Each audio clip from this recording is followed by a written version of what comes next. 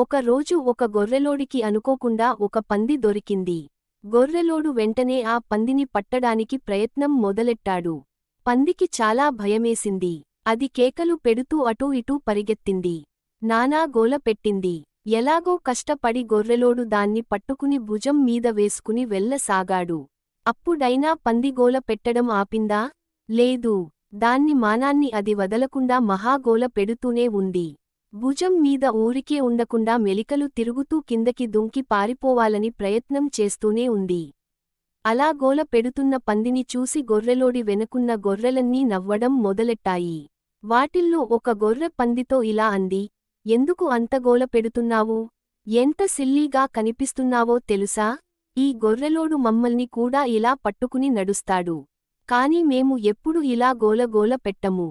మర్యాదగా చెప్పిన మాట వింటాము. వెనకున్న గొర్రెలన్నీ ఏదో ఎప్పుడు భయమంటే ఏంటో తెలీనట్టు మొహాలు పెట్టి తల ఊపుతున్నాయి. దానికి పంది ఇలా జవాబు చెప్పింది, మిమ్మల్ని గొర్రెలోడు జాగ్రత్తగా చూసుకుంటాడు.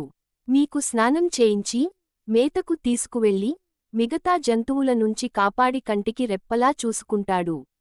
అందుకే మీకు అతనంటే భయం లేదు. కాని నన్నేమి చేస్తాడో తెలీదు కదా? నన్ను వండుకు తింటాడో, ఊళ్ళో అమ్మేస్తాడో ఏమిటో? నా భయం నాకు ఉంటుంది కదా? నిజమే. ఏ అపాయం లేనప్పుడు ధైర్యంగా, సాహసమంతులలా ఉండడం చాలా సులువు. ఆపద వచ్చినప్పుడు భయమంటే ఏంటో తెలుస్తుంది. అందుకే భయపడుతున్న